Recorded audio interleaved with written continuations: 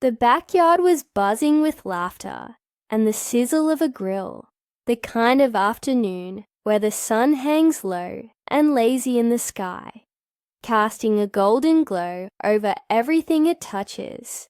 It was the annual family BBQ, the one tradition my mother insisted we never skip, no matter how busy life got. Plastic chairs surrounded a long fold-out table draped with a red checkered tablecloth, and the smell of smoked ribs and corn on the cob danced through the warm summer air. Kids darted between the adults with water balloons, their squeals of joy weaving into the hum of conversation and clinking drink glasses. I stood near the cooler, cold lemonade sweating in my hand, pretending to listen as my cousin recounted a story about her new puppy. My eyes, however, kept drifting toward John, my husband of 4 years, who stood by the grill, tongs in hand, laughing a little too loudly at something his sister Claire had said. He looked like the perfect family man in that moment, confident, charming, with a relaxed ease that made him the center of attention. He always had a way of putting on a show in front of other people, like he wanted to be admired. Our marriage had seen better days, though I kept that to myself. On the surface, everything looked fine. He worked hard, paid the bills, and remembered our anniversary with a bouquet every year. But something about the way he'd changed lately had started to gnaw at me. He was distant, secretive, smiling, at his phone more often than at me. I tried to shake off the thought and focus on the gathering, on the family I loved. These BBQs were supposed to be about connection and celebration, about laughter echoing through the yard and memories made over grilled food and spilled drinks. But even now, as I scanned the faces of those I considered family, a subtle unease stirred in my chest because Claire was here, John's sister, always a little too involved, always casting those knowing, smug glances in my direction.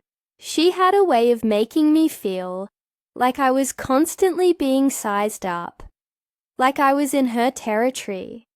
Maybe it was just me being paranoid. Or maybe it was something more. I sipped my lemonade and told myself to relax. After all, it was just a BBQ. What could possibly go wrong? Claire had always been the kind of woman who walked into a room like it owed her something. Tall, confident, and draped in effortless style. This time a white linen romper that somehow stayed pristine, despite the barbecue chaos. She had that magnetic presence people couldn't help but gravitate toward, especially John. Her laugh carried across the yard, sharp and exaggerated, as though she wanted everyone to know just how funny and important she was. She wasn't cruel outright. Claire was smarter than that.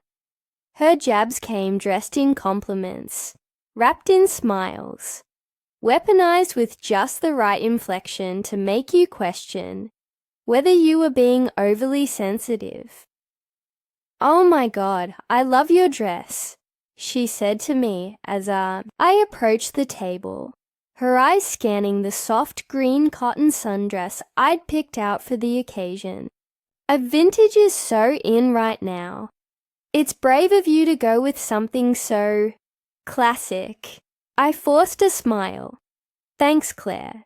You look nice too." Her lips curled. "Of course. I always do." That was Claire. Always a little too much.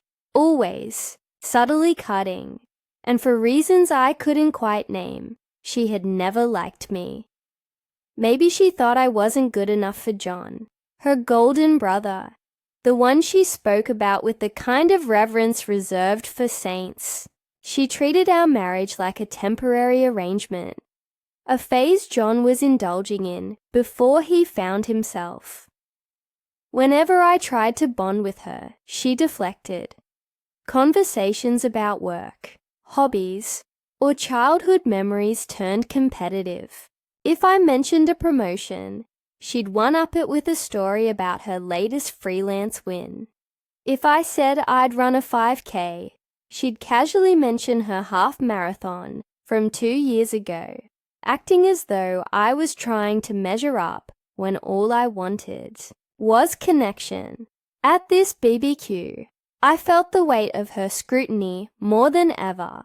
She'd arrived late and made a scene of hugging John, long and dramatic, and then turned to me with a nod, barely brushing my shoulder. "You still working part-time at that office?" she asked, sipping her wine like it bored her. "I'm full-time now. I lead the content team." "Oh, cute." There it was again. That tone. Not quite hostile, but not kind either. Inside I churned. I hated how easily she got under my skin, how her presence made me second-guess everything, from my voice to my outfit. I wanted her approval, or at the very least, her respect. But all I ever got was that cold, amused indifference. Still, I tried to rise above it, for John. For the sake of keeping things peaceful, I swallowed my frustration and smiled when I wanted to scream, laughed when I wanted to cry, because even though I told myself I didn't care what Claire thought of me, deep down I did, and that gave her all the power she needed. The late afternoon sun dipped lower, bathing the backyard in a soft amber hue. The grill hissed and smoked beside John as he flipped burgers with one hand and held a beer in the other. The table groaned under the weight of potato salad, coleslaw, baked beans, and a tray of foil-wrapped corn. Plates clinked, glasses refilled, and the aroma of roasted garlic and barbecue sauce filled the air like a warm invitation. Cousins clustered in corners, with beers and inside jokes, while toddlers toddled underfoot with juice boxes and sticky fingers.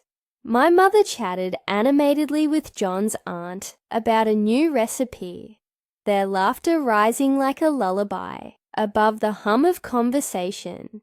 It was exactly the kind of family gathering people posted about on social media. Casual, cheerful, and sun-drenched.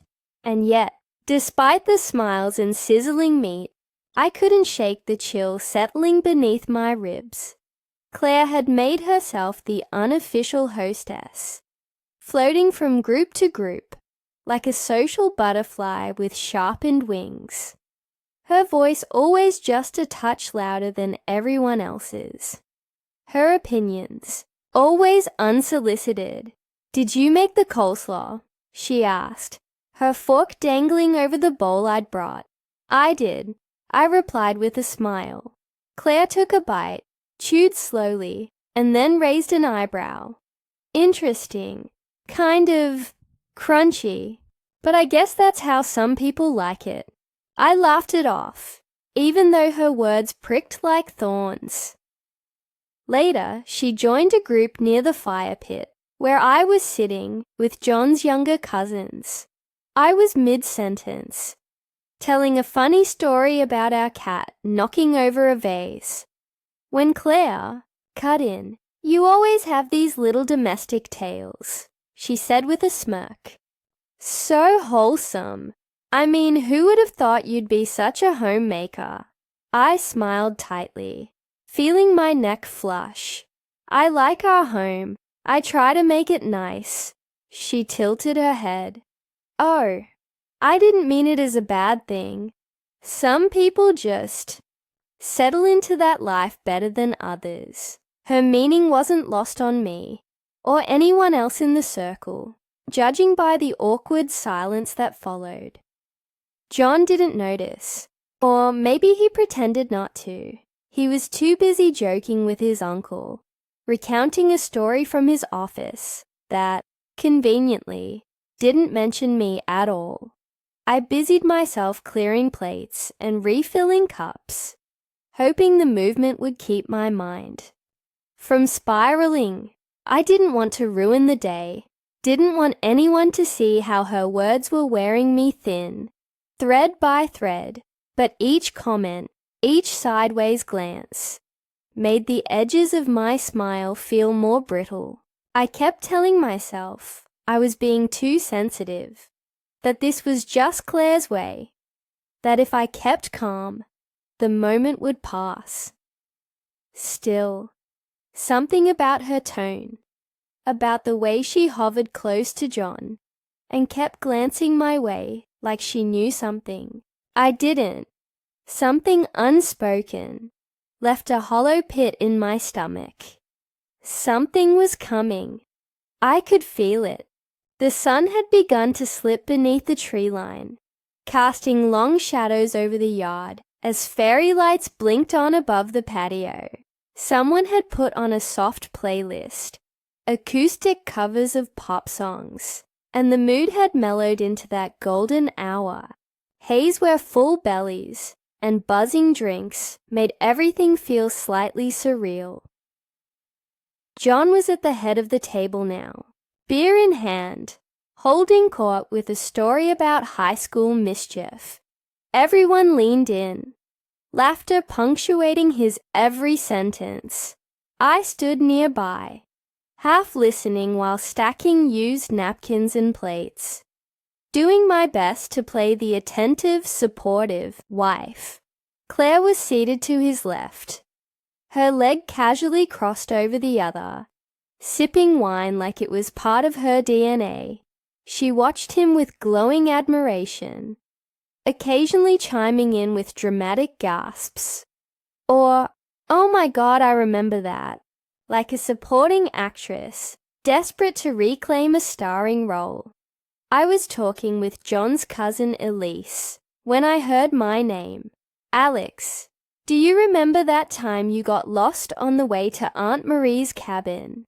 Claire called out, eyes glittering. "You?" called John in full panic, like you'd been dropped into a horror movie. Some people chuckled. I gave a light laugh. Well, it was pitch dark, and my phone battery was dying, and I didn't realize the GPS had gone off route. It was a straight road, Claire said with a sweet smile-turned smirk. "Only one turn, but sure, let's blame the GPS." The laughter this time was a little sharper, more biting. I tried to shake it off, tried to remind myself that she always did this, always made me the punchline. John laughed too, quick and thoughtless. She gets turned around backing out of the driveway. My stomach tensed. I opened my mouth to speak, but Claire was already running with it, waving her hand dismissively. "Honestly," she said, her voice loud and too casual, "if you disappeared tomorrow, no one would even care. We'd probably just assume you got lost trying to find the kitchen." The world stilled. It was like someone had slapped the air out of the backyard. A few cousins laughed, awkward, unsure, maybe assuming it was all a joke. Others stared at their plates, suddenly fascinated by their coleslaw. A hush settled over the table, the kind that thickens the longer no one breaks it. John chuckled lightly, clearly caught off guard. "Geez, Claire." But she just took another sip of wine, unfazed. "What? I'm joking." I stood frozen, the paper plate in my hand suddenly too light. My brain was trying to process it, trying to decide if I'd really heard what I thought. I'd heard. Did she just say that? In front of everyone. I could feel heat climbing up my neck, spreading across my chest like fire. My mouth went dry. My heart was thudding in my ears. Was this really happening? I scanned the table. No one met my eyes, not even John. He was looking down, rubbing the back of his neck like he was the one who'd been humiliated.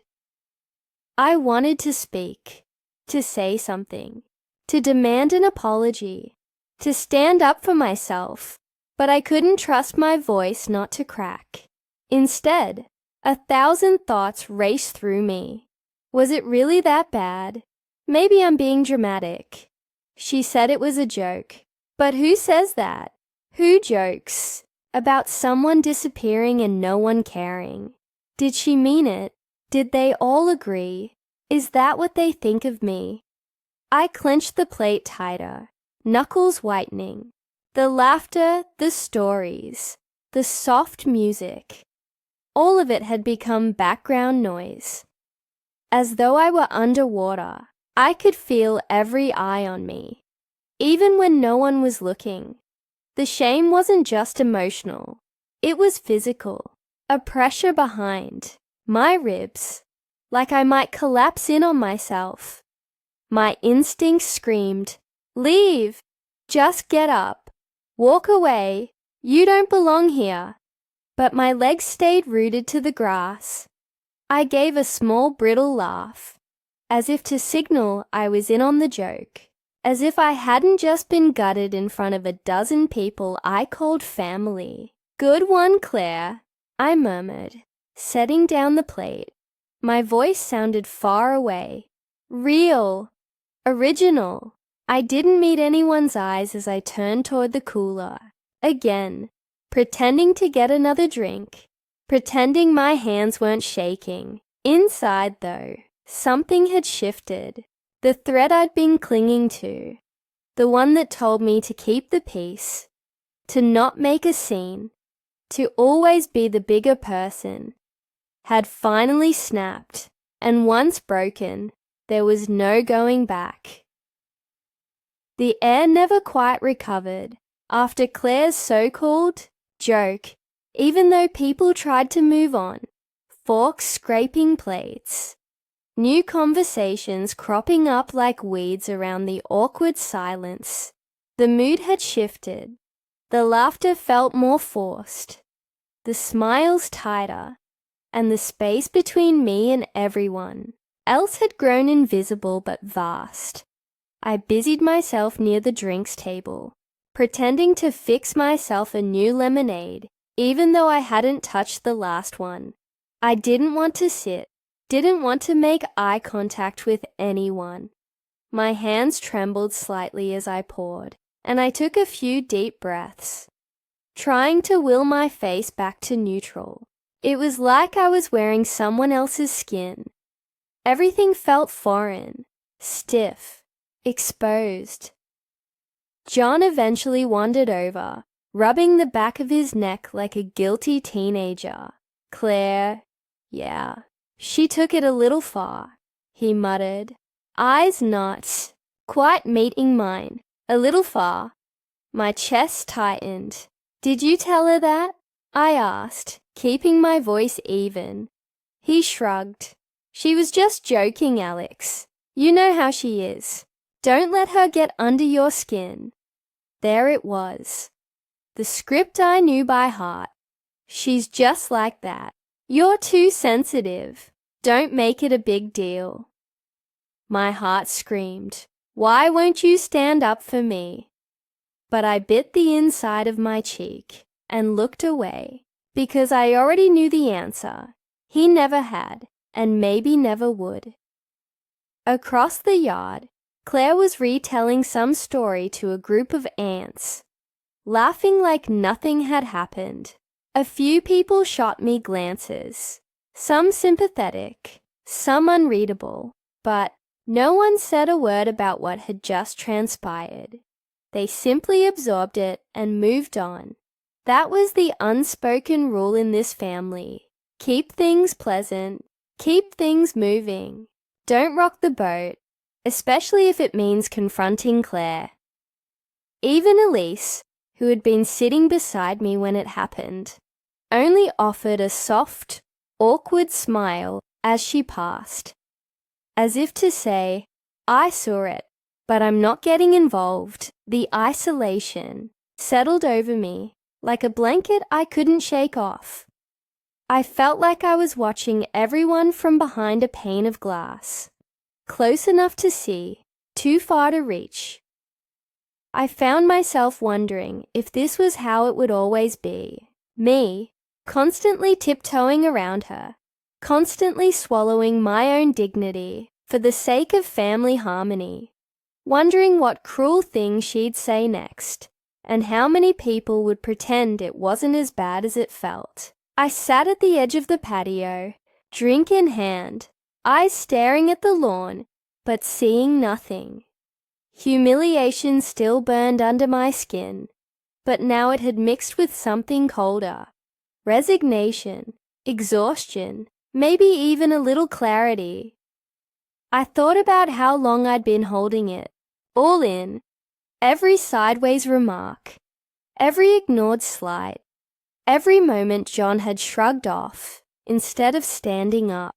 I thought about the years of trying to be accepted, of hoping to fit into a mold that was never shaped for me. And for the first time, I felt something shift inside. Not anger, not yet, but the seed of a question I hadn't dared ask before. What am I still doing here? Because tonight I had finally seen things for what they were.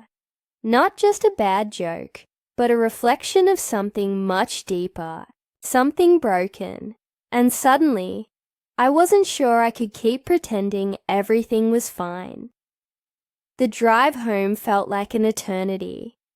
Even though we only lived 20 minutes from John's parents' house, the sky had darkened into that deep navy just before true nightfall, and the car was mostly silent, except for the low hum of tires on pavement. John fiddled with the radio at one point, but quickly gave up when I didn't respond to the music. I kept my face turned toward the window, watching the blur of streetlights pass like slow, blinking thoughts. My arms were crossed tightly over my chest, not because I was cold, but because it was the only way I could keep myself from unraveling completely. John didn't say much. Aside from a few weak attempts at normal conversation, I didn't answer. I couldn't. Not without everything spilling out, and I wasn't sure if I wanted to break the silence or bury myself in it. When we got home, I headed straight for the bathroom, locking the door behind me. I sat on the edge of the tub, dress still on, makeup half melted, and let the weight of the night crash into me. It wasn't just Claire's words. It was everything that came with them. The dismissive tone, the smirks, the way no one stood up for me, the way John had laughed, then backed away when it mattered, the way I felt like a stranger in the middle of people who were supposed to be family. I stared at my reflection in the bathroom mirror, mascara smudged, eyes tired, lips pressed into a line. I looked small, not physically, but emotionally, diminished. How many times had I been here before? How many events had I walked away from feeling like I didn't quite belong, like I was only tolerated, not embraced, like my presence was something to be endured rather than appreciated. I remembered another dinner, early in our marriage, when Claire had made a joke about me, clinging to John like a lost puppy. Everyone had laughed then too, even John. I'd smiled then, like I always did, trying to prove I could take a joke. But I wasn't laughing anymore. I pulled my knees to my chest and rested my chin on them. My mind spun in circles. Should I confront Claire? Would it even matter? She'd just say I was being dramatic. She'd twist my words into something petty and childish. And somehow I'd end up the villain for not being able to take a joke. And John. I didn't know how to talk to him. I didn't know if I could. Every time I brought up something she said, he brushed it off. She didn't mean it like that. You're overthinking. It took me 2 days. 2 days of pretending I was fine, walking around the house with a mechanical smile and answering John's small talk with one-word replies. 2 days of waking up with the sting of Claire's voice still echoing in my head. If you disappeared tomorrow, no one would even care. 2 days of waiting for John to bring it up, apologize, or even ask how I was doing. He never did. So I decided. I couldn't carry this weight alone anymore. It was poisoning everything. Peace, my sleep, even the way I looked at myself in the mirror. If I didn't speak, I'd lose a part of myself I wasn't sure I could get back. I texted Claire. I'd like to talk, just us. Can you meet for coffee tomorrow? She responded within minutes. Sure. What's up? I didn't reply. Let her wonder. Let her feel what it's like to be on uncertain ground for once. The next morning, we met at a quiet corner cafe near the park. She arrived 5 minutes late, in oversized sunglasses and a flawless coat, looking effortlessly put together. I was already seated, coffee in hand, the warmth grounding me while my insides trembled. She slid into the chair across from me, removing her sunglasses slowly, like she was unveiling a show. So, she said lightly, this feels serious. I took a breath. It is. Her smile faltered slightly. She leaned back in her seat, crossing her arms. Okay. Go ahead. I looked her in the eye, forcing myself to stay steady. Saturday night, you made a joke in front of everyone about me disappearing and no one caring. She rolled her eyes immediately. Oh, come on.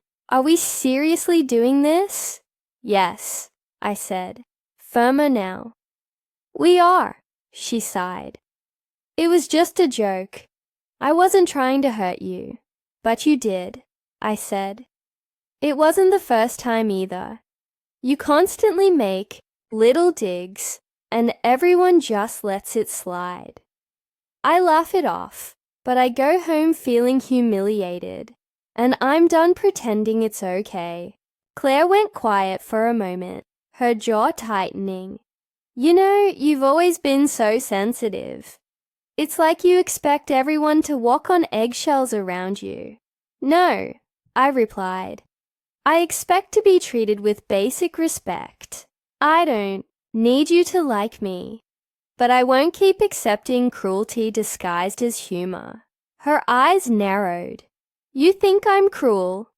I think you've been resentful of me from the beginning, I said. I don't know why. Maybe because I married your brother. Maybe because I don't fit into your picture of what this family should look like. But I'm not your punching bag, and I won't stay quiet about it anymore. She opened her mouth, like she had a comeback ready, but then hesitated. Her expression shifted, still guarded, but softer, almost uncertain. You really think I meant it like that? She asked, quieter now. I don't know what you meant, I said, but I know how it felt. She looked down at her hands. For a moment, I saw something flicker behind her eyes. Maybe regret, or maybe just the weight of finally being called out. Well, she said eventually, I didn't mean to hurt you. I'm sorry. If I did, it wasn't perfect. It wasn't even all that sincere. But it was more than I'd expected. I nodded. Thank you. She looked out the window, suddenly fascinated by the street. You know, you and John always seemed like a weird fit to me. Maybe I've been unfair.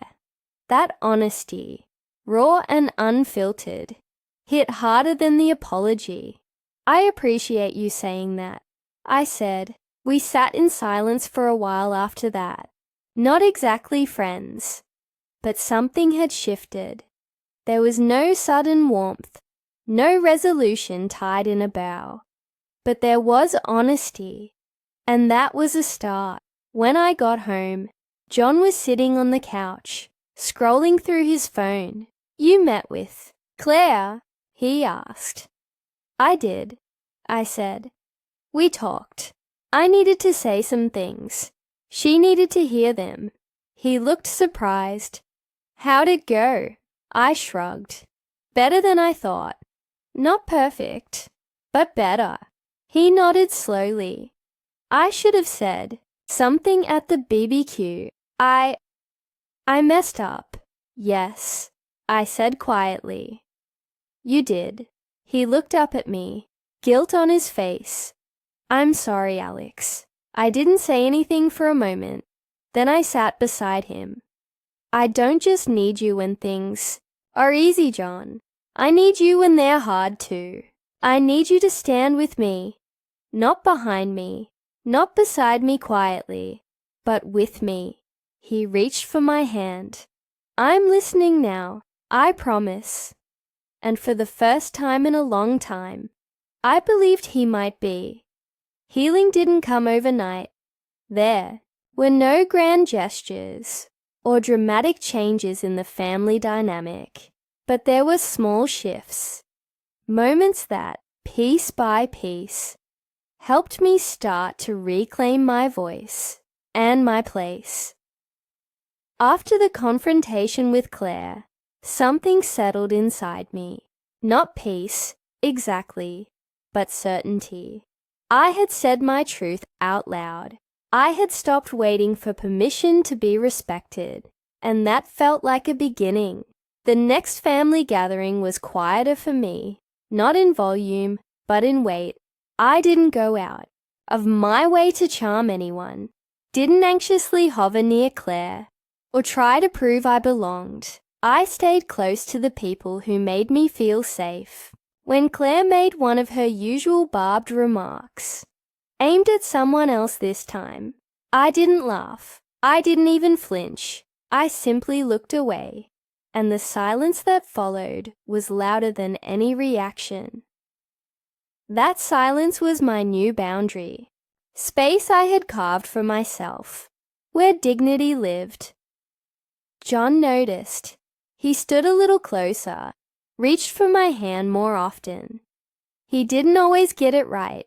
He was still learning how to unlearn the comfort of silence.